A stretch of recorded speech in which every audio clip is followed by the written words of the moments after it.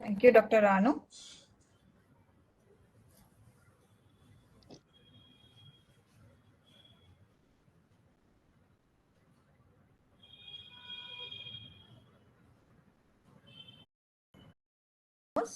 And as a pathologist, how do we approach these tumors?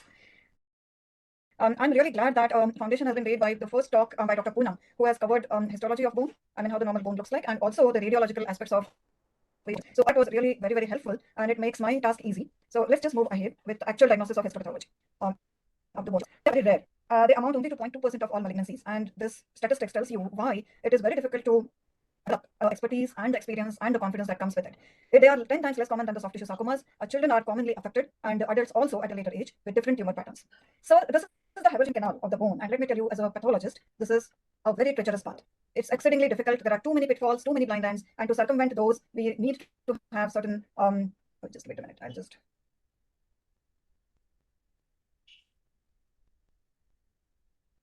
Wait. Right. Okay. So this is how we are going to talk about today, that how to traverse through these Haversian canals when it comes to diagnosis of the bone tumors. And it's, as the title says, it's going to be just the approach. That means it is an overview of all the bone lesions and how to approach them. I would not be able to address each and every entity here. Like I'm going to be taken ahead. Yeah. There is a slight, I think, interruption in your audio video. Am I right? Yes. Tell me. Yes. Yes, sir. Can you go back to the previous? Did you change the Wi-Fi? The Wi-Fi is on. Wi-Fi is on. But okay, I think let's see how it goes. But there's a little, sometimes it lags your voice, your audio video. But it's okay. I think let's see for another 5 minutes. Let's see for 5 minutes. Okay, then wait a minute. Sumit, let me just change the position. I think this is not working. Let me check. Sure. Wait. In the meantime, I can tell the audience that next coming 2 weeks we have 4 more talks on bone soft tissues. Next week we have 2 seminars by none other than Vikram Deshpande, who joined now Beth Israel Hospital. He's talking on chondroid lesions on Tuesday and on osteogenic lesions on Thursday. And this will be followed by another talks, one by Praveen Mahajan from SLH on soft tissue tumors. And then we have 2 talks on skin biopsy interpretations by Dr. Rajiv Joshi from PD Hinduja. Dr. Rajiv Joshi will be taking 2 classes on skin biopsies interpretation. First would be normal patterns, and second would be interesting cases. Over to you, Mukta. Right. Just tell me if it is any better. Yeah, Yes, better. Looks better. Yeah, better. It is better. Fine. Should I? Oh, my slides are not moving now. Oh my God. Just click in the center. Just click in the center of the slide screen and move. Okay. So as I said, the bone tumors are exceedingly rare. So if I wasn't audible earlier, I must say that this rarity of this tumor prevents the pathologist to develop adequate amount of expertise and the confidence as well. They are 10 times less common than the soft tissue sarcomas themselves. So this path through the Haversian canals is really treacherous. And what are the challenges that we come across while we diagnose bone tumors? Apart from their rarity, there is a huge overlap, morphological overlap between the reactive lesions, the benign lesions, and the malignant lesions. Overlap between many different types of tumors. We are, as pathologists, we are heavily reliant on the radio imaging before we attempt any histopathology diagnosis. There is no substitute for multidisciplinary approach in this field. The basic H&E stain still remains the gold standard in spite of the ancillary diagnostic techniques. So what I mean here is that the so-called immunohistochemistry or the molecular techniques are really not very, very helpful when it comes to diagnosis of bone tumors, and we have to rely on the good old H&E stain. And can you see this box that's been highlighted? What does it say? It says overlap between reactive, benign, and malignant lesions. I must tell you, with all these years of experience in oncopathology and having seen almost all the tumors in all the systems, bone just keeps a pathologist grounded. And the reason being that maybe in other specialties you struggle and you try to make the diagnosis, you try to make a certain categorical diagnosis of malignancy, in the sense you try to look for certain labels, certain different names, you apply IHCs, etc., etc. But bone tumor really begins from, is this a tumor or not, or is it a reactive process? If it's a tumor, is it benign or malignant? We really hit the ground almost every day when it comes to bone tumors. So the approach, these are 1, 2, 3, 4, 5, 6, 7. These are the 7 points that I will be touching upon as an approach to the bone tumors. And it begins with the concept of a team. So histologic analysis and interpretation is never standalone, as it in every other case, but bone tumors are an exception, where no single diagnosis is made without the radiology and the clinical inputs. And diagnosis is not made only by looking at the pink and blue and sometimes brown images. We have to look beyond them. And then the team primarily consists of 3 people: the radiologist, the pathologist, and a person who balances both of them is the surgeon. And this is the primary team that is involved in the diagnostics. The others, of course, it is a huge team that is involved in management of bone tumors, but this is the team which is a core team when it comes to diagnosis of the osteogenic tumors. And I'm very thankful to this team that I work with almost every day. This is our BST DMG disease management group, and today we have Dr. Prakash Nayak with us, and the day before we had Dr. Manish. I don't see, this is a rather old photograph, so I don't see both Poonam and Manish in this photograph. I must say I'm really I should appreciate Dr. Prakash, and I can tell you he is a very unusual orthopedic surgeon.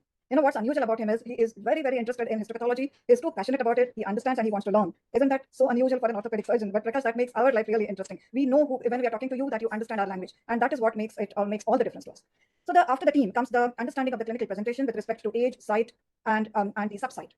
So that means The clinical information, age of the patient. The age of the patient is the most important criteria when it comes to the diagnosis of bone tumor. Does the patient have pain? If there is pain, what's the nature of pain? The swelling, the duration of the swelling, and the rapidity of growth of the swelling, presence or absence of fever, history of trauma, history of any previous illness, and treatment in terms of radiotherapy or chemotherapy. Are there any other associated conditions, any other site of malignancy when it comes to possibility of metastasis? And then the lab parameters like serum electrophoresis when multiple myeloma is concerned, serum tumor markers when metastasis is to be considered. And this is one diagram. I think you also saw this diagram the other day. And this is a very nice depiction of how the diagnostic thought process changes with the patient's age, the radiology, and then the different entities. Like for example, if it's a child 0 to 10 years of age, this tumor or this lesion with a very well defined sclerotic border becomes like something like LCH, Langerhans cell histiocytosis, or a bone cyst. But when we are talking about the adults, we are talking about totally different disease processes like metastasis, myelomas, etc. And that is how the age will impact on our differential diagnosis when viewed with clinical parameters and the radiology. So this generalizes our thought process completely differently. The third parameter is the radiology. We heard a lot about radiology by Dr. Poonam the other day. What I want to tell you today is that both radiologists and pathologists are the morphologists. Do you agree? We are morphologists. We see images of the human body which are altered. In cases of pathologists, they are altered by the H&E stain. In the radiologists, they are impacted by the various rays those are passed through the body and the images those are obtained. But essentially, both of us are morphologists. Although we see things differently, we speak different languages. If you have to really understand what a radiologist is speaking about in his report, and similarly, if the pathology report is being read by a non-pathologist, it's a totally different language because it's a different world altogether under the microscope. Having said that, both the radiologist and the pathologist are asked a different set of questions by the surgeons. Right? I mean, the pathologist is obviously asked about what's the diagnosis, and that's considered to be the so-called the final answer. Whereas the radiologist not only the imaging, the impression about whether the lesion is aggressive, non-aggressive, chondroid, osteoid, etc., but it also they give an immense information about the extent of the disease that helps in planning the surgery. So, in spite of this, both of these morphologists have to talk to each other, and this dialogue becomes meaningful when merged with clinical information. Important radiological parameters in assessment of bone tumors in a nutshell. This is a single slide that I'm going to just sum up what we talked about 2 days ago. So it all begins with precise anatomical location of the lesion in the affected bone, and that means is the epiphysis involved, it is the metaphysis, diaphysis, medullary cavity, cortex, periosteal, or extraosseous location. This is extremely important information. The size of the lesion, the matrix composition of the lesion, is the matrix osteoid, is it chondroid, is there calcification, is there no matrix at all? The nature of zone of transition or interface between the lesion and the surrounding bone, is it a narrow zone of transition, is it a wide zone of transition, is the bone destructed, and if destructed, what's the pattern of destruction, the presence or absence of infiltration of the medulla of the bone, then the cortical destruction and the soft tissue involvement, the pattern of cortical destruction, nature of periosteal reaction, and presence of the number of lesions. Are they single or they are multiple? All this information is required out of a radiology report, and the reason behind that is we have to incorporate every information that's obtained into the histopath interpretation. So this journey through the Haversian canals is not really easy. It begins in the clinics and ends up in the microscope for pathologists. This is another cartoon we saw the other day, and it beautifully depicts what parts of the bones are involved by which tumors, and in what age groups. If we are looking at a person who is young, less than 30 years old, a tumor which is happening at the metadiaphyseal region, along with other clinical parameters, is most likely to be an osteosarcoma. Whereas in an elderly people more than 30 years of age, we will think more about chondrosarcoma rather than the osteosarcoma. And then also some bones have a predilection for certain lesions more than the other lesions. Right? The knee is the hotspot for bone formations, and in fact, all bone tumors can happen at this site. The commonest are the osteosarcomas and the eating sarcoma. Then the mets and the myelomas, they can happen anywhere. But then there are these peculiar sites like if it is a tumor in the calcaneus, think also about the osteoblastomas and the chondroblastomas, along with other malignant tumors as well. This is another great way of remembering what can happen into the bone in terms of differential diagnosis. So location of the tumor, if it's on the surface, is it on the medullary cavity or is it in the cortex? So surface lesions are very peculiar. They are peculiar in the sense that we can have a cartilage-forming surface tumors, bone and cartilage-forming tumors, only bone formations, fibroosseous lesions, and osteoclast-rich lesions. And these lesions are also very characteristic when it comes to the radiology. And commonest cartilage-forming surface tumor is an osteochondroma. It is connected with the underlying bone, either with or without a stalk, and then we can also have a periosteal chondroma. When it comes to bone and cartilage-forming tumors or bone-forming tumors, the commoner are surface osteosarcomas, which comprise of either parosteal osteosarcomas, periosteal OGAs, or high-grade surface osteosarcomas. Coming to medullary cavity, a vast majority of tumors in the bone involve medullary cavity, and they are again divided into epiphyseal, metaphyseal, or diaphyseal locations. If it's an epiphyseal tumor, giant cell tumor of bone, chondroblastomas, clear cell chondrosarcomas. Metaphyseal is osteosarcomas, then conventional chondrosarcomas, chondromyxoid fibromas, the ABCs. When it comes to diaphysis, eating sarcoma forms the dominant bone tumor. Then when it comes to cortex, osteofibrous dysplasia and adamantinoma, intracortical. So I really feel that this chart, if you make a chart of these things, it becomes a really great guide for you to think about what is possible in a given situation. Now, again, there are certain lesions which we are not supposed to touch. That means that the radiologist would diagnose these conditions, and the decision of no treatment is taken in these. The examples are non-ossifying fibromas, enchondromas in short tubular bones, cortical desmoid tumors, and then certain non-neoplastic conditions which can sometimes be like they form like a tumor, so they are pseudotumors. Right, now, why am I putting up this? The reason is that I'm extremely thankful for the radiologist to make a correct diagnosis of all these conditions so that they do not end up under the microscope lens. They can be exceedingly difficult. We hardly see them, so we are not used to looking at them. But this clinical and radiological impression of these lesions has a huge impact on the practice and the musculoskeletal practice. So that the decision of not biopsying is a huge decision for the patient. Not biopsying, observing, and not intervening. It's a very big decision, and then thanks to the radiologist, we are able to do that. The key question now is, how much radiology should a pathologist know? So my take on this is enough to ask the right questions to the radiologist and also to the surgeons, and enough to recognize the discrepancy when it occurs. That is the radiology the pathologist should know. I do not claim that I would know the nuances of radiology like how the orthopedic surgeons do. And if you talk to Prakash in some time, he would also tell you how much radiology he knows. I mean, they would really challenge the radiologist when it comes to reading their films in the clinics. I'm so thankful that they cannot read our slides as of now. The next point in our approach is what are the possibilities that can happen in the bone? What can happen in the bone? And that means that are we as pathologists aware of the classification of bone tumors? Are we aware of all the types and subtypes of bone tumors, which we really have to? And then what comes handy in such situations is about our textbooks, our journals, the recent advances that are published every other time, and now the 5th edition of WHO classification of of the bones and soft tissues, which is published only 2 years ago, and it gives you a very good nutshell or the summary of entire bone spectrum of bone tumors that exist. And as a pathologist, before even you begin reading these, we should be aware of all these entities. The big files that we deal with in our daily practice are osteosarcomas, Ewing sarcoma. That's the wrong thing. It's a Ewing sarcoma. It's not Ewing's. Giant cell tumor, chondrosarcoma, and metastasis. So these are the commonest, and of course the others. But we have to be aware of what exists, and we have to be aware of what are the recent changes that have happened in the classification and the nomenclature of the bone tumors as well. Now, for example, here osteoblastomas and osteodostomas were considered as separate entities based upon their size and location, etc. But now we know that they are considered to be the spectrum of the same disease process. And then there is a change in the malignant category of some of the tumors like chondroblastoma and chondromyxoid fibroma. They have moved from intermediate or rarely metastasizing tumors to benign tumors. And synovial chondromatosis, on the other hand, was considered benign earlier, but now it's moved to an intermediate or locally aggressive category. Now there is this interesting category of chondrosarcoma grade 1, and we will be touching upon this category because it is slightly confusing. So these are the changes that have happened in the latest classification 2020, and we should be armed with this knowledge. The next point is knowledge of impact of diagnosis on management. Like we know a lot, yes, we know all the bone tumors, we know all the classifications, blah, blah, blah. But if we don't know what that diagnosis is going to make an impact on the patient's management, that knowledge is of no use, and then maybe you would lose the whole point when it comes to a critical juncture at some time. So, I mean, this is just one slide. It's an oversimplification of the entire management schema. But let's just understand that usually the benign tumors, there are some we discussed earlier, which are to be left alone. So diagnosed on the clinical grounds, radiological features, but left alone, not even to be biopsied. So, certain tumors like giant cell tumors and chondroblastomas are treated with curettage, whereas aneurysmal bone cyst would require sclerotherapy. When it comes to the malignant bone tumors, there is a multimodality management in almost all sarcomas, except some sarcomas like chondrosarcoma, where radical surgery is the only answer because these tumors are refractory to chemotherapy as well as radiotherapy. Unless they are de-differentiated, we might consider chemotherapy, but that also is questionable. But osteosarcoma dominantly treated equally dominantly by neoadjuvant chemotherapy followed by surgery. Ewing sarcoma, chemotherapy is the dominant part of the treatment followed by radiotherapy. Surgery may not be offered in all depending upon the response. So it is so on and so forth. So giant cell tumors are curettage, surgery, and denosumab based upon the size of the tumor, the response, and then metastasis if detected. It's usually a palliative situation in the vast majority of situations. And I want to make one comment about the surgery, and which has a direct impact of our diagnosis on the patient's management, is that the surgery for bone tumor is less than extremely morbid in so many situations. And remember, we are dealing with young lives here. So the next point is that, of course, the histology. So we are coming to the core of the matter today. Histology, that is our core competence. So we need to know all about it, starting from what are the classical histologic features, what are their variations, what are the spectrums in a given tumor of the bone, and we have to also keep up with the recent advances that are happening. Now, the key histologic features. These are the 5 key histologic features that we take into account when we make the diagnosis of bone tumors and looking under the microscope. The first and the foremost is what is the cell type and what is its product. And when I say the cell type, I am talking about 5 major cell types. The one is osteoblast. Osteoblasts are big tumors with eosinophilic cytoplasm, and they are capable of producing osteoid as their matrix. On the other hand, the chondrocytes, you're all very well aware of how chondrocytes look. They are associated with the production of chondroid matrix. Then the round cells, malignant round cells, which are embryonal cells, very primitive cells. They do not have any sort of differentiation. Ewing sarcoma is a prototype of a round cell in bone. Osteosarcoma is a prototype of osteoblastic tumor. Chondrosarcoma of a chondrocytic tumor. Then there are these tumors which we don't know what is their cell lineage. We don't know the cell lineage of Ewing sarcoma as well. But when it comes to giant cell tumor, we define giant cell tumor by the presence of giant cells and the mononuclear cells. So it is the cell type that we are talking about here. Then there are pleomorphic tumor cells, means highly malignant tumor cells that happens in pleomorphic sarcomas. That happens in de-differentiated bone tumors, like de-differentiated chondrosarcomas, for example. And then there are other cell types. And when it comes to other, there is a wide variation. They can be epithelial cells when it comes to metastasis. In lymphomas, we have lymphoid cells that they can range from small to large, or depending upon the type of lymphoma that is being involved, that is being affecting the bone. Endothelial cells in angiosarcomas. Then so many different varieties of other types of cells. Then the second type, once we have decided what is the cell type, the second point comes is degree of cellular atypia. Do the tumor cells show atypia or not? It is a key feature, and one decision that yes, they are atypia, the cells are atypical, would actually change your diagnosis. Then mitosis, are there mitosis? Are there atypical mitosis? So, is this tumor invading the native bone? So just like how the radiologist assesses the destructiveness of a given tumor or non-destructiveness, this is also assessed in a histology, in a biopsy or a resected specimen. Is there necrosis or no? So these are the key histologic features that we look for, we decide, and then collate everything together and make the diagnosis. Let us just look at a few of the very typical conventional bone tumors, beginning with osteodostomas and osteoblastomas. These are morphologically similar tumors, but they differ in their clinical presentation and also their size, but both are composed of immature woven bone spicules. They have prominent stromal vessels, giant cells, and prominent osteoblasts. So the difference between osteodostoma and osteosarcoma conventionally has been the size. They are less than 2 centimeters, whereas osteoblastomas can be really big. And for the morphologist or for the pathologist, both of these lesions, if you are not aware of the radiology, they are a source of great dilemma, especially when it comes to osteoblastoma, whether it is malignant or not. And hence, earlier we used to have aggressive osteoblastomas, etc. So now that term aggressive osteoblastoma is replaced by epithelial osteoblastoma, but then this also tells you that the onus is on the pathologist to move away from an non-committal term aggressive osteoblastoma to committal term of epithelial osteoblastoma.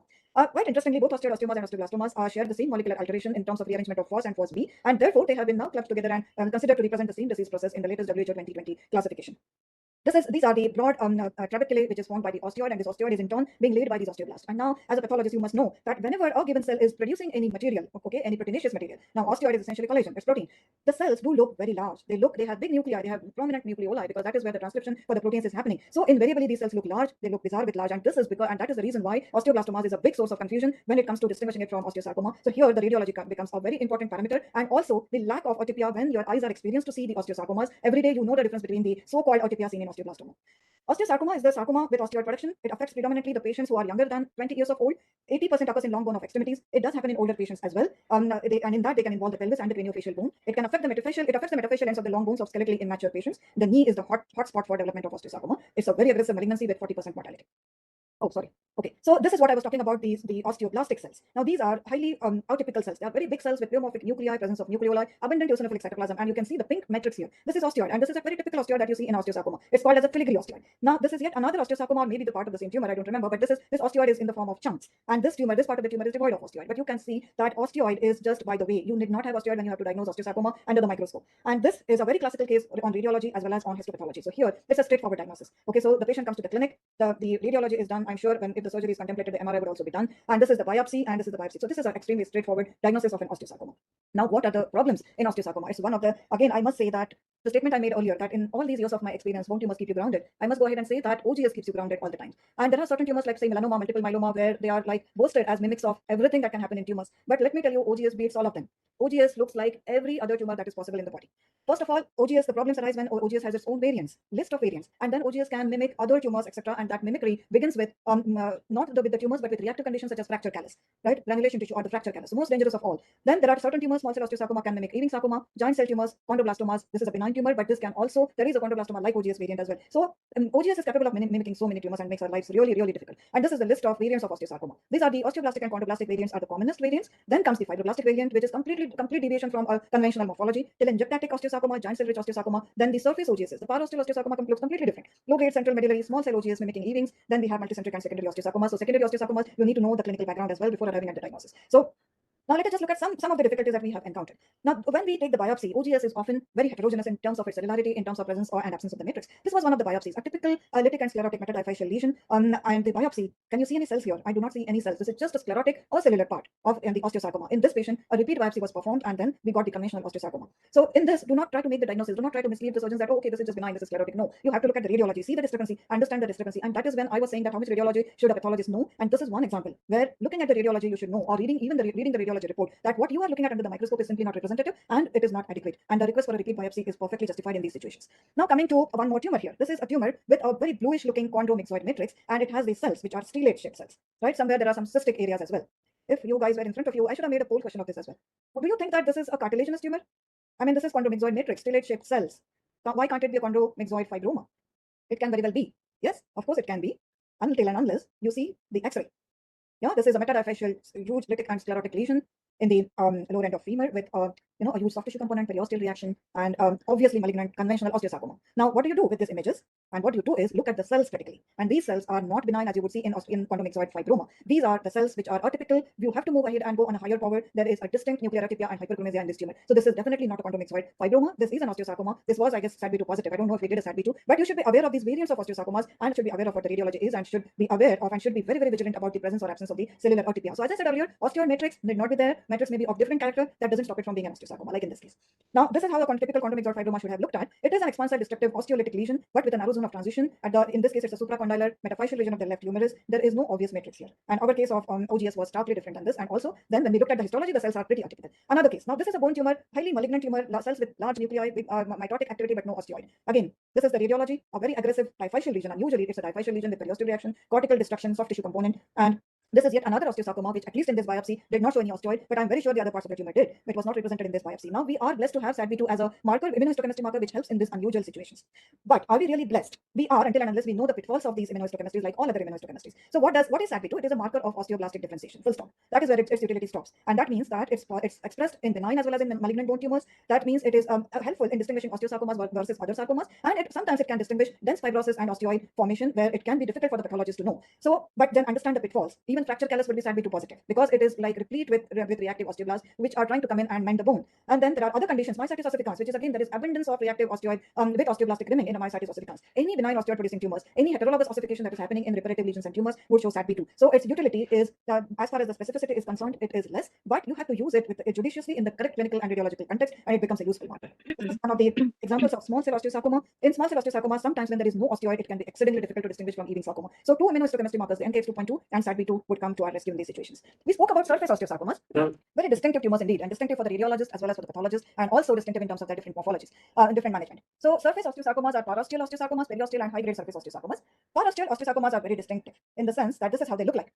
They have this abundance of trabecular bone formation, and the tumor cells are proliferating in between these trabeculae. And can you see any resemblance to the conventional osteosarcoma that we just see some slides ago? No, these are spindle cells without any atypia, without mitotic activity. And this is a radiologically a densely sclerotic lesion which is stuck on the surface of the bone. But almost 25% of parosteal osteosarcomas would have involvement of medullary cavity. So, but a dominant surface component with this characteristic histology, and there is one immunohistochemistry marker which is positive in parosteal osteosarcomas, is MDM2. So this completes the diagnostic process of parosteal osteosarcomas. Periosteal osteosarcomas, on the other hand, are chondroblastic osteosarcomas. They are lower grade than conventional osteosarcomas. And now the question here is, should we be grading osteosarcomas?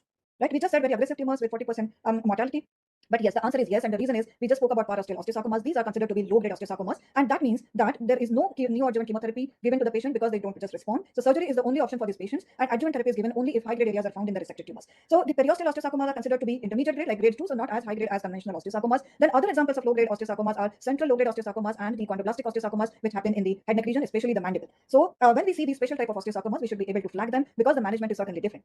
Now, telangiectatic lesions of the bone. Here we would consider three lesions, which are common, very common, and yet they pose a constant diagnostic dilemma and a big pitfall. Aneurysmal bone cyst, giant cell tumor with aneurysmal bone spaces, and telangiectatic osteosarcoma. The common morphologic feature in this is the telangiectasia. That means there are big lakes of blood within these lesions.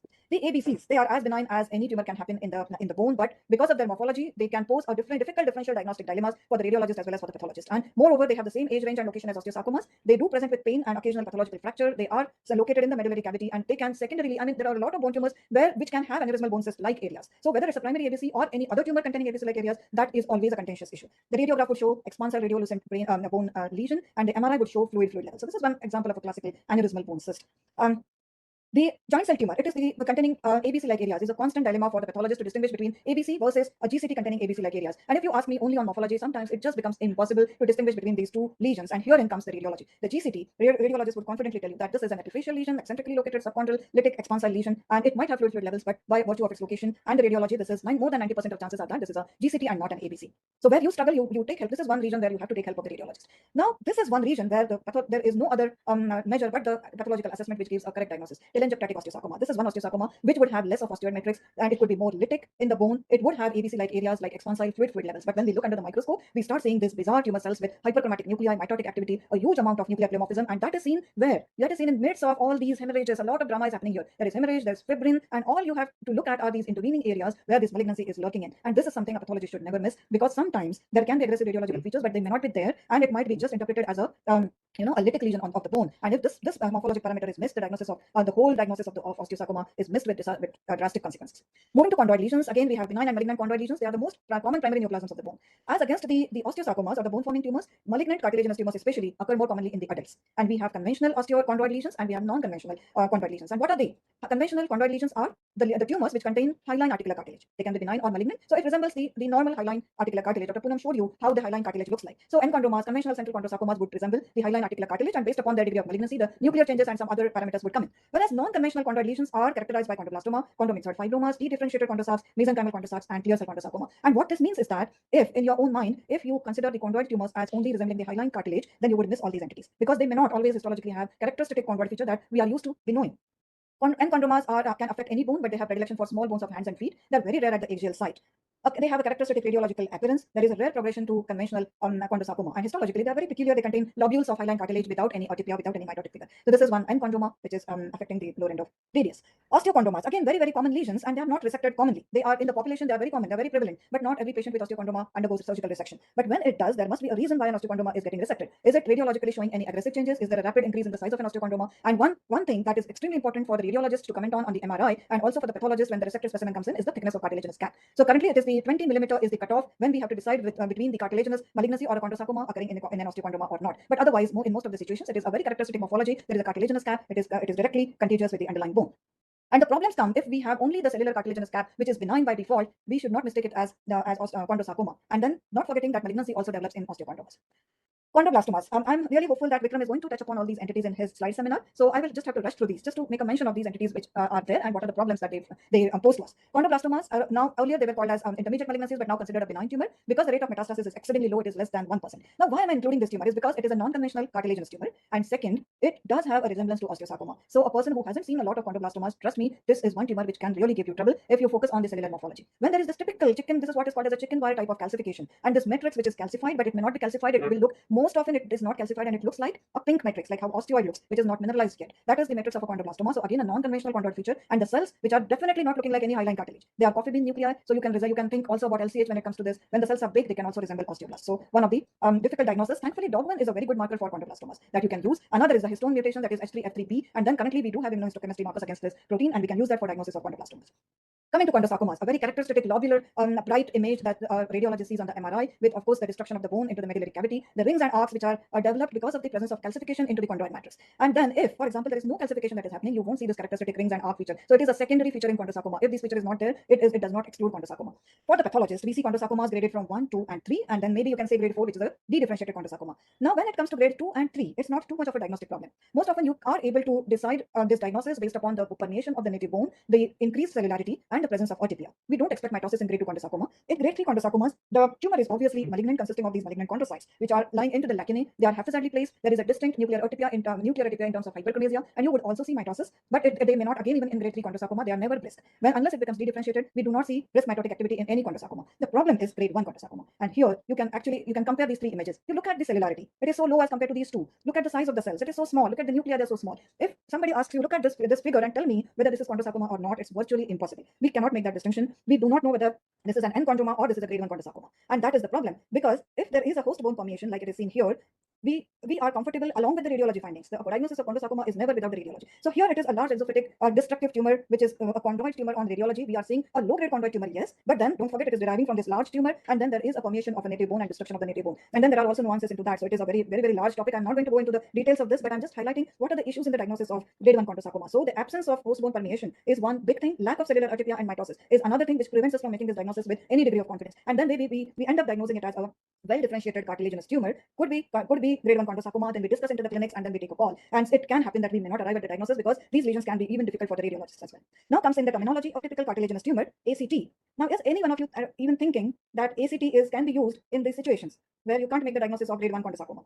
The answer is I have to disappoint you that it is not the case. Okay, ACT is something analogous to maybe the concept of atypical lipomatous tumor. What that means is we diagnose a well-differentiated liposarcoma by our diagnostic criteria, which are presence of lipoblast or typical stromal cells, but the diagnostic terminology changes when it comes to the location of the tumor. We call it a typical lipomatous tumor when they happen in the extremities. On the other hand, when they happen in the retroperitoneum, we call them a well-differentiated liposarcoma, and this is because of their metastatic potential. This is exactly the analogy that is applied to these cartilaginous tumors. That means we have to diagnose a typical cartilaginous tumor based on the same criteria that we diagnose chondrosarcoma grade 2, and the only thing is that when they happen in the appendicular skeleton, we call them atypical cartilaginous tumor, whereas when they happen in the axial skeleton, we call them chondrosarcoma grade 1. Okay. So the issue is enchondroma versus atypical cartilaginous tumor. Wait. So definition. This is literally the book definition of atypical cartilaginous tumor that I'm going to read out to you. So it is a well-differentiated, low-grade cartilaginous tumor, otherwise fulfilling the criteria of chondrosarcoma grade 1, but occurring in appendicular skeleton. Long and short tubular bones should be called as ACTs. Humerus is the most common site, and the term CS1 should be reserved for the same tumors, histologically same tumors, but occurring in the axial skeleton, like pelvis, scapula, skull bones. Right. So the ACTs are locally aggressive. They are really not benign like enchondromas, and they have the potential to undergo higher grade of progression. But having said that, they are more amenable to complete surgical resection than the tumors located in the axial skeleton. Now the point or the message for the pathologist: don't think that this is like sitting on the fence. When we are making this diagnosis of ACT, the histologic diagnostic criteria are similar to CS1. That means there has to be cellular atypia, increase in cellularity, and post bone permeation. So our responsibilities are not eased, or our difficulties are not eased with this introduction of this terminology. These tumors are treated if clinically inactive, then conservative management with clinical and radiological follow-up. If clinically and radiologically aggressive in terms of presence of endosteal scalloping, soft tissue extension, and the size more than 6 centimeters and pain, then the surgical treatment. Maybe Dr. Prakash can correct me if these criteria are the current criteria or not. But the surgical resection is undertaken to elevate, one is pain, to avoid pathological fracture, secondly, and then to prevent transformation into higher grade chondrosarcomas of whatever percentage, but that possibility certainly exists. Surgical approach is always conservative, and intralesional resection and the filling is allowed, which is similar to enchondroma. Maybe this is a very big thing when there is a diagnostic dilemma between the ACTs and the grade 1 chondrosarcomas. The dedifferentiated chondrosarcomas again are considered unconventional because they are a clonal proliferation of a very high grade malignancy and it does not contain conventional cartilage. So a chondrosarcoma, primary chondrosarcoma would contain hyaline cartilaginous areas, but dedifferentiation will not. And presence of dedifferentiation connotes much higher grade of metastasis. In this cases, the treatment again, the efficacy of chemotherapy is still not very proven. Now, certain tumors. Another poll question. This is a tumor with chondromyxoid matrix, just like we saw into that CMF-like chondrosarcoma. But here the tumor cells are slightly different. The cells are they chondrocytes? Who would believe that they are chondrocytes? I would definitely say that the matrix is chondroid. The cells are round with clear cytoplasm. And this is a base of skull tumor. Chondrosarcomas are very rare in base of skull, but they do happen. So who is with me in calling this a chondrosarcoma? I don't know, but myxopapillary ependymoma and something else also come into the differential diagnosis. This is the immunohistochemistry profile of this tumor. EMA is strongly positive. Would you expect EMA positivity in a chondrosarcoma? Of course not. It is too strong. Then this is one very characteristic diagnostic antibody, which is a brachyury. It is a nuclear stain and it connotes the diagnosis of chordoma. And in this case, it was a poorly differentiated chordoma. It had a loss of INI1 within its nuclei. Now coming to a giant group of tumors of bone, and they are giant cell-containing lesions of bone. I'm obviously not going to enumerate or even talk about all of them, but all I want to say is there is a spectrum of tumors or the lesions which can contain giant cells. So just that because there is a giant cell into that particular lesion, it does not become a giant cell tumor of bone. There are so many other benign tumors which would contain osteoclastic giant cells. There are so many reactive changes like round tumor, pseudotumor, or hyperparathyroidism are rich in giant cells, and there are malignant tumors like osteosarcoma, clear cell chondrosarcoma, and also metastatic carcinomas would contain osteoclastic giant cells. So giant cell is just a common accompaniment of so many lesions, and you need to look at what exists beyond the giant cells to make that diagnosis, and of course the radiology. So we will just talk about the giant cell tumors, which are vastly common. They are benign primary bone tumors which happen into the epiphysis of skeletally mature individuals. So epiphysis has to be closed, or it is closed. Histology shows mononuclear cell population of neoplastic cells with an admixture of multinucleate osteoclast type of giant cells, and they may behave in a locally aggressive fashion. So you heard Dr. Poonam telling you that these are osteolytic tumors, well defined with non-sclerotic margins, eccentrically located in the epiphysis of the tumor, and characteristically reach the subarticular surface and occurs in patients with closed epiphysis. Now there are a lot of variations on the theme of giant cell tumors of the bone that can pose diagnostic problems. They are considered to be benign aggressive tumors, and they are curated. There are certain newer diagnostic markers. If you are lucky, you should have these markers into your lab. As of now, we don't have them, so I'm not very experienced in using these antibodies, but these are supposed to be, the specific antibodies. All I want to tell you about the GCTs is that denosumab is a monoclonal antibody which is used to treat large giant cell tumors, and this one drug induces a drastic morphological changes in a given giant cell tumor, which can be a diagnostic pitfall if you are not aware of clinical history and if you are not aware of the spectrum of the changes that can happen or that can happen after the denosumab treatment. These highly cellular spindle cell areas. What this denosumab does is it just kills the giant cells. So there are areas which can be devoid of giant cells. So this tumor no longer looks like what your eyes are used to looking at the giant cell tumor of bone. So there can be sclerosis, there can be hyalinization, there can be extensive osteoid matrix production. So even the radiology changes quite drastically after denosumab treatment.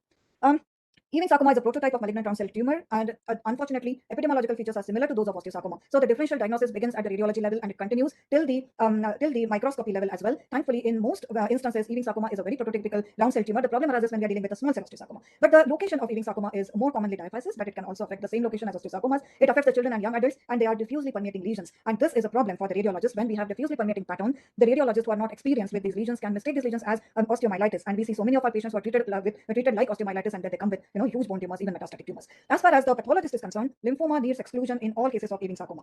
This is one example of a classical Ewing sarcoma, a huge destructive permeative lesion. And when you see permeative in an inexperienced eye like mine as a pathologist, I would like to start with, I would see where is the lesion. It may not even be evident very typically, but then you look at it closer and you start seeing this permeative lesion. There is a huge soft tissue component as well, and then obviously this PET scan is lighting up this huge mass. And this is a round cell tumor. In this case, it is rosette forming, but it may not be rosette forming. Embryonal monomorphous cells which are positive for NKX2.2. Membranous MYC2 positivity, BCOR is negative, and the lymphoid markers are negative. Now there is a limit to what lymphoid markers you can ask for depending upon your morphologic judgment. In most of the instances, you can get away with LCA, but in some cases where there is a lot of karyorectal debris, please increase your lymphoma panel by at least TDT and CD10, because lymphoblastic lymphomas can be LCA negative and they can be MYC2 positive as well. So now thankfully we do have NKX2.2, but if it wasn't there, just based on MYC2 positivity, lymphoma is not categorically excluded in all the cases. Now I think I would skip this.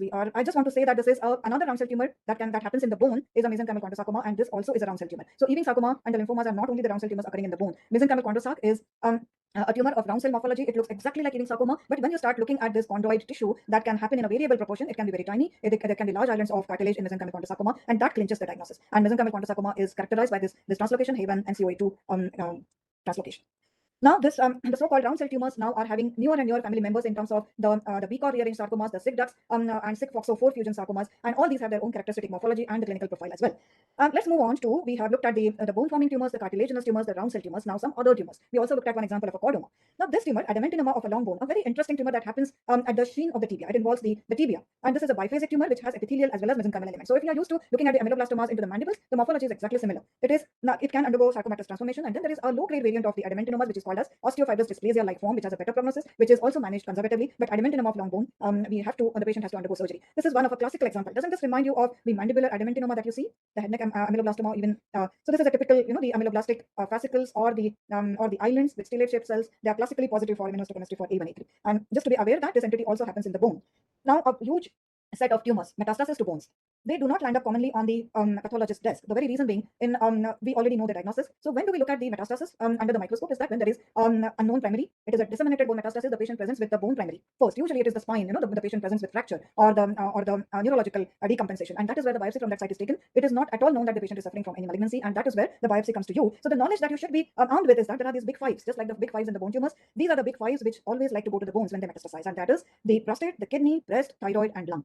And as a pathologist, you should perfectly well know how these tumors look on morphology and how to distinguish one from another. Radiologically, it is very difficult for the radiologist to distinguish from metastasis versus myeloma. And thankfully for the pathologist, this distinction is easy. We can easily distinguish myeloma from metastasis, especially when it is coming from carcinomas. All we need to know is the morphology and respective immunoprofile of these tumors, so that we can give some guidance to the clinicians, to the medical oncologist, especially in this clinical setting, is that where this tumor might be coming from, because now it's not just the malignancy that we are diagnosing, but we have to diagnose the subtypes and the site because of the era of immunotherapy and the targeted therapy that is available today to the patients. Now, this is one example of prostatic metastatic adenocarcinoma, which is positive for AMACR and the PSA. You can also use CA9. You can also use other markers. This is a metastatic thyroid follicular carcinoma, a very characteristic morphology. You do not require any immunohistochemistry to call this a metastatic thyroid follicular carcinoma. All you have to tell to ask your clinicians is to tell you what is the status of the thyroid. Metastatic signature cell adenocarcinoma. Now, if the primary is unknown, you might want to do immunohistochemistry panel to distinguish between the lower and the upper GI tract, because signature cell adenocarcinoma can come from any of those sites, and of course the patient might undergo upper and lower GI endoscopy.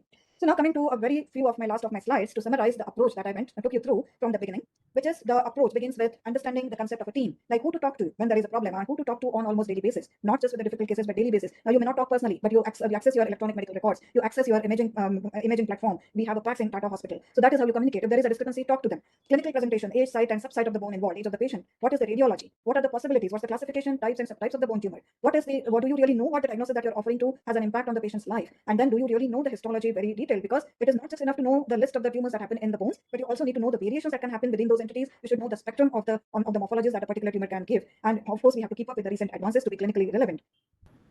Now, one message is that this is one poll question, not a poll question. It is a very specific question meant for Dr. Prakash. I am making this diagnosis here, okay? This is my report. This is the language the pathologist speaks. We are so used to this language. A tumor with sheet-like pattern, containing large cells with abundant eosinophilic cytoplasm, nuclei are pleomorphic, abundant hyaline material is seen. Then there are some sheets of clear cells. There are numerous mitosis, mitotic rate is blah, blah, blah. And I stop here. Prakash, can you make the diagnosis based upon this report? The honest answer is, even if I could, I wouldn't dare. Yes. Thank you for that. So the message for the pathologist is that this is the language that we speak. Okay, this is what we see under the microscope. We see this, and we make our morphologic impressions by using these terminologies. This is the description of what we have seen under the microscope. But remember, this is not the diagnosis. And if Dr. Prakash is going to use this report to incorporate into his clinical management, this is useless, right? Unless it has an analytical diagnosis at the end of it. So the great message is that make your diagnosis clinically meaningful. This doesn't just pertain to bone, but to every other specialty. Now, with due respect, Prakash, I have to apologize to you. When it comes to diagnosis of bone tumors, radiologists are our closer friends. Okay, we are together forever. So you are there to balance two of us, but here we are, always talking to each other and being friends. So the last of my messages, when you have to traverse through these dangerous Hawaiian canals, the answer is stay connected. Stay connected to your colleagues, stay connected to your morphology, and stay connected to recent advances. Thank you. Thank you, ma'am. That was a wonderful talk, and you simplified a very challenging topic like you always do. And thank you so much. Now I would like to invite Dr. Prakash Nayak to give his expert comments on the same.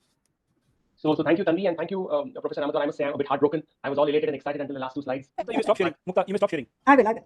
But the key points that I sense is that we all come down extremely humbled with the breadth and scope of the work that pathologists do behind the scenes. And I'm not saying this as platitudes to a community of pathologists here, but we live the proof of that every week. And as Dr. Ramadan would know, that both the radiologists and the surgeons who are not so friendly, I'll remember that. Every Thursday, we make a hike, the hike of pilgrimage, from all our different departments and different buildings. We climb all the way to 8th floor. And that's where our Supreme Court sort of resides. And I don't say this lightly, because it truly forms the conscience and the soul of what we do. Because she rightly said that throughout, when we see, say, 100 patients in the clinic, we may need the radiologist to add nuance to maybe 10% of those cases. The remaining 90%, we read our own radiographs, we read our own MRIs, we make our own plans. But none of these cases moves a step ahead without the pathologist, right? And she rightly says, my core, the cat is out of the bag, but my core interest in making that pilgrimage every Thursday is to try and get closer to be able to read a pathology slide, to try and have a meaningful dialogue. And I'll give you two clinical instances where we put Dr. Mukta and Dr. Poonam on the spot just in the last 2 weeks. On one hand, we had this 18-year or 17-year-old girl who would come with a very large pelvic tumor. And when I saw her in the clinic, we saw the X-rays. I didn't even have to go to the MRI, and we were sure that this is a chondroblastic osteosarcoma. Now, there are some times when you look at the imaging and you're sure what the tumor is, and you're just waiting for the pathology report as a formality, right? And you plan them for chemotherapy, you stage them, and you're super confident of what it is. Now, until the pathology comes back and says, well, it's a chondroid lesion, and they don't even call it a sarcoma. They just say it's a chondroid lesion. And we go back to the pathology JC and say, impossible, this is the chondroblastic osteosarcoma. Now, the power that pathology holds, they force us to repeat the biopsy. They says, no, this is not, repeat the biopsy. And we are always humbled, and we always have to acquiesce, and we do the biopsy again, hopefully with some better material, and we send it back. Now, this is a bigger material in the next week. The report again says it's a chondroid lesion, and at the most, we can call it a chondrosarcoma, maybe grade 1, maybe grade 2. Now, that gets our red flags up because at 17 years of age, we really don't suspect a chondrosarcoma in the pelvis. And as Dr. Ramadwar said, the age is very important. If it's a chondrosarcoma or if it's a chondroblastic osteosarcoma, she will get chemotherapy, surgery, chemotherapy, 8 months of treatment. If it's chondrosarcoma alone, she gets surgery, end of story.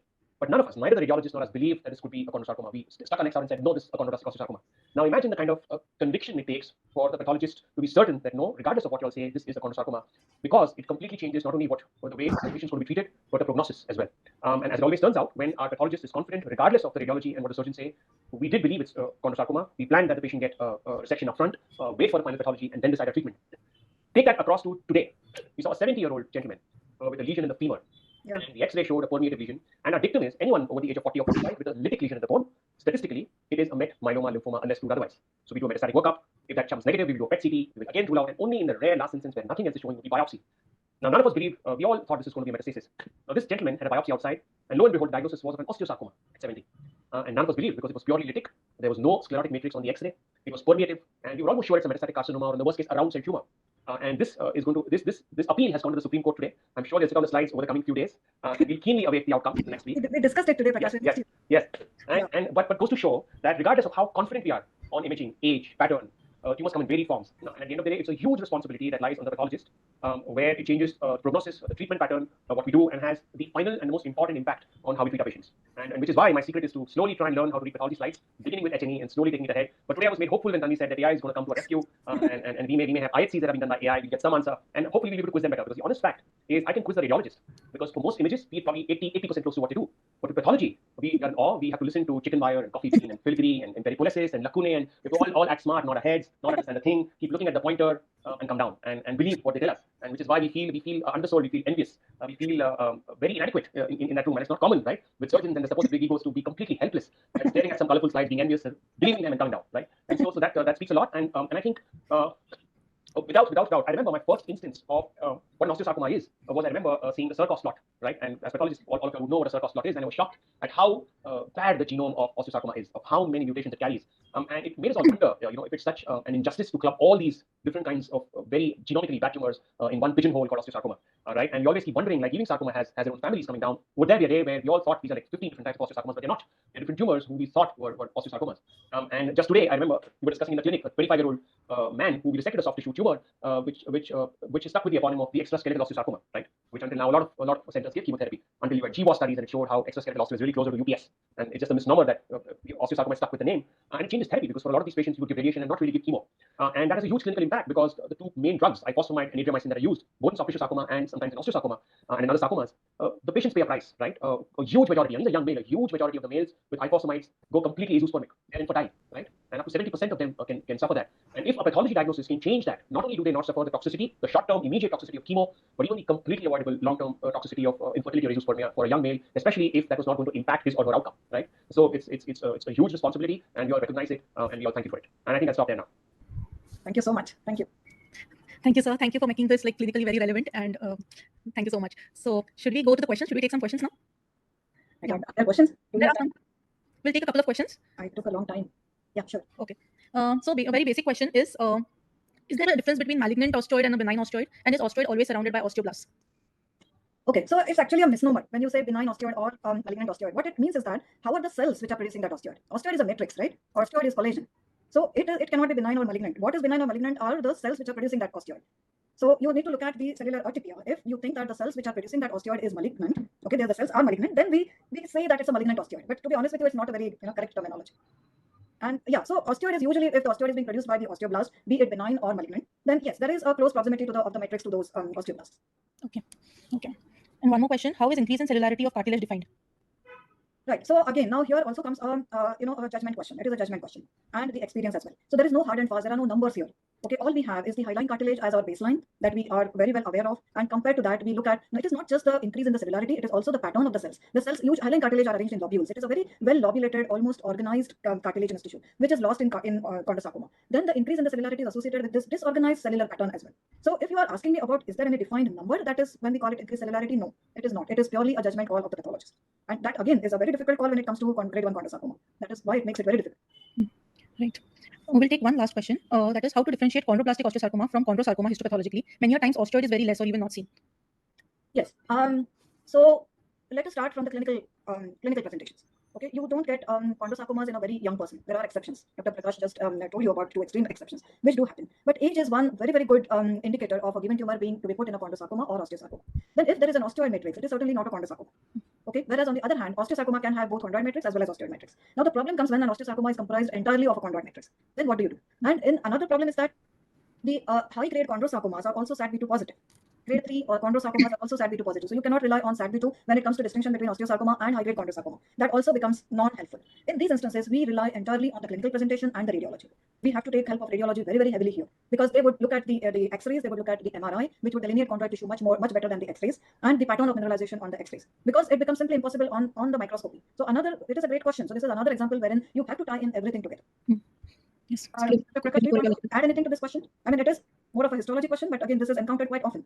No, I completely agree. In fact, the case I just discussed was a good case in point, Yes. where the X-ray showed us what seemed like osteoid matrix, but the MRI had predominantly a chondroid matrix. And it's pretty evident when you have a well-done MRI on a T2 sequence and an experienced radiologist to report. But I must warn you here, oftentimes, when you have very experienced pathologists tell you it's a chondrosarcoma, we always have this way of assuming that the pathology may get biased by radiology. I must tell you, when there are strong pathologists, oftentimes the radiologist is biased too. And if you say it's a chondrosarcoma, they're trying to look and hunt for these chondroid signals in the MR. But having said that, you've got to put those pieces of the puzzle together, and oftentimes you arrive at the right answer. Yes. So we'll conclude our talk. Thank you so much. Thank you, Mukta ma'am. Thank you, Prakash sir, for a wonderful session. And next week we will meet again.